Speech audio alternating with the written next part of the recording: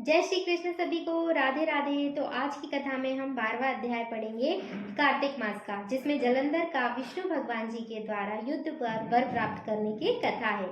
नारद जी बोले, इंद्रादी देवता उन दैत्यों को अपनी ओर आते हुए देख भयभीत हो विष्णु भगवान की ओर स्तुति करने लगे। देवता बोले, भक्तों के दुखों को दूर करने वाले ब्रह्मा विष्णु शिव आदि रूप में जगत का पालन एवं संहार करने वाले तथा गदा शंख पदम और चक्र धारण करने वाले आपके लिए हमारा नमस्कार है। हे लक्ष्मीपति, असुर निकंदन, गरुड़ नायक, पीतांबरधारी, यज्ञादिक क्रियाओं से भोक्ता, हे शरणगत वत्सल्य, हम आपको बार बार नमस्कार करते हैं।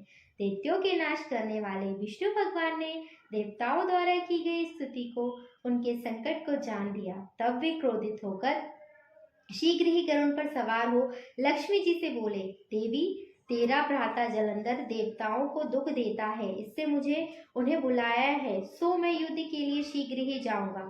लक्ष्मी जी बोली, हे प्राणनाथ, यदि मैं आपकी प्यारी हूँ तो फिर मेरे भ्राता भी आपको संग्राम में क्यों मारेंगे। श्री भगवान बोले, शिव जी के अंश से पैदा हुआ ब्रह्मा के वरदान से तेरी प्रीति के यह जलंधर हमारे मारने योग्य तो नहीं है। नारद जी बोले, यह कहकर गरुड़ पर बैठ शंख चक्र गदा आदि और पद्म को धारण करने वाले विष्णु भगवान जहाँ देवता स्तुति कर रहे थे वहां पहुंचे।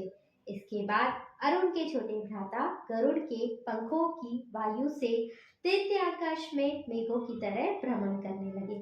जलंधर दैत्यों को वायु की विष्णु देखकर वायु से पीड़ित देखकर आकाश में उछलकर विष्णु भगवान के पास पहुंच गया।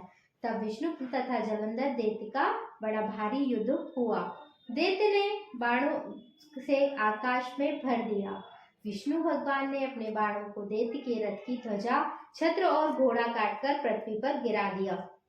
फिर एक बार उनके हृदय में मारा। उसे संभलकर फिर उस दैत्य की भी बहुत शीघ्र उछालकर गरुड़ के माथे से गदा मारकर उसको पृथ्वी पर गिरा दिया। विष्णु ने हंसकर अपने खड्ग से उसकी गदा काट दी। उनसे विष्णु के हृदय में जोर से घुसा मारा। फिर वे दोनों आपस में मल्ल युद्ध करने लगे। उनकी भुजा में घुसा और घोटू की मार से पृथ्वी पर समयमान हुआ।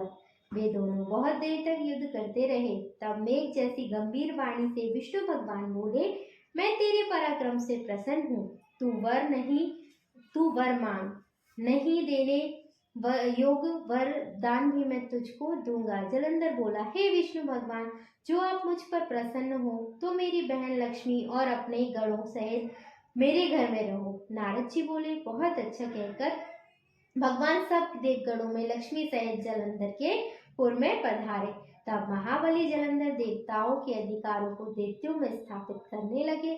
पृथ्वी पर आ गया। वह देवता गंधर्व और सिद्धों को बहुमूल्य रत्नों के समान उत्तम वस्तुओं से अधिक अधिकार करने लगे तथा देव गंधर्व नाग राक्षस मनुष्य सबको अपने पुर से फंसाकर त्रिलोकी में राज्य करने लगा।